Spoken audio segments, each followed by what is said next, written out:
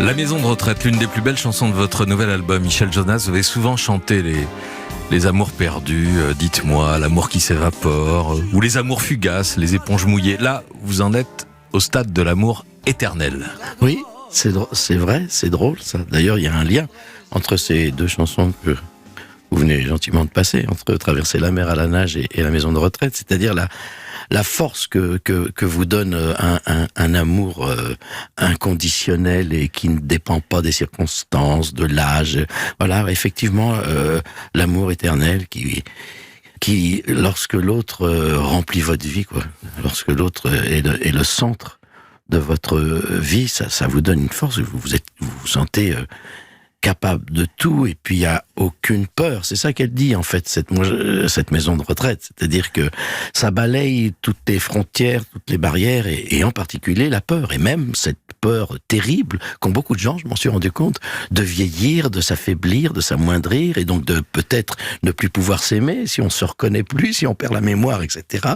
Et je pense que voilà, l'amour fort peut vaincre tout ça, même cette peur-là. Vous vous abritez derrière une chanson, vous dites j'ai vu beaucoup de gens, donc vous ne voulez pas nous dire si vous, ça vous fait franchement, peur. j'ai pas. Alors, en tout cas, par exemple, mon pianiste, Jean-Yves D'Angelo, qui a d'ailleurs signé les arrangements de cet album avec Manu Katché, est ce qu'on appelle un vrai hypocondriaque. C'est-à-dire que lui peut dire, oui, moi j'ai peur. Mais Moi j'ai peur. il est beaucoup plus jeune que vous. Oui, il est plus jeune, oui, bien sûr. Mais il a cette peur-là, il l'a toujours eu. C'est assez drôle, on en rigole. Mais il peut avoir cette peur de mourir. Moi, j'ai pas du tout cette peur-là. Alors, effectivement, on peut avoir cette petite crainte de diminuer, quoi. Voilà, peut-être, est-ce que je vais perdre un jour la mémoire? J'avoue que j'y ai pensé, mais en même temps, comme j'ai cette conviction que les peurs peuvent amener ce dont on a peur, vous voyez, et qu'on peut le créer parce que l'esprit a un pouvoir incroyable et que c'est très relié au corps physique. Voilà, non, j'ai pas peur de ça, j'ai pas peur du temps qui passe. La vieillesse, aujourd'hui, après l'enfance, vous avez beaucoup et magnifiquement chanté l'enfance, Michel Jonas, votre enfance, à Drancy, derrière Pantin, Oui. le chausson aux pommes, les odeurs des terres, les vacances au bord de la mer, le cabaret de Zigane. Les souvenirs d'enfance, ils sont enfouis aujourd'hui, ou vous avez tout dit Ah non, oh non, je pense que j'aurais encore des choses à dire sur mon enfance, parce que c'est tellement riche, une enfance.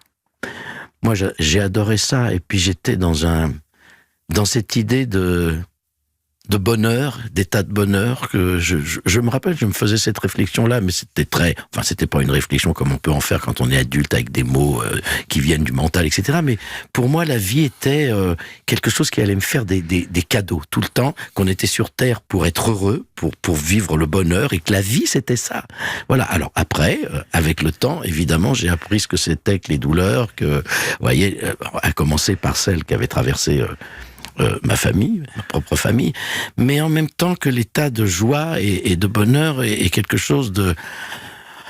Évidemment, si on met à part les grandes épreuves douloureuses qu'on peut traverser dans la vie, le bonheur, il est à notre portée, quoi, parce que c'est presque comme une, vous voyez, décision à prendre et un état dans lequel on peut être, et que c'est accueillir, quoi, ce qui nous arrive. Il y a toujours plusieurs façons d'accueillir les circonstances.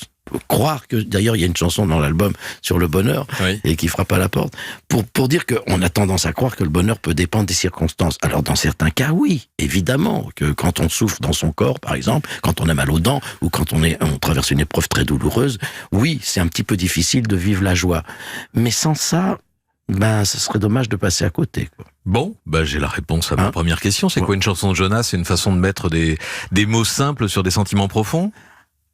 Ah, c'est assez juste ça, parce que moi je suis quelqu'un dans la vie qui est assez pudique et qui peut mettre un voile sur des émotions ou des sentiments et que j'ai peux avoir du mal à exprimer. Alors effectivement, dans l'écriture, il y a ce voile de la pudeur qui peut se lever, quoi, parce que voilà, les mots, je peux m'en servir, je peux prendre du temps.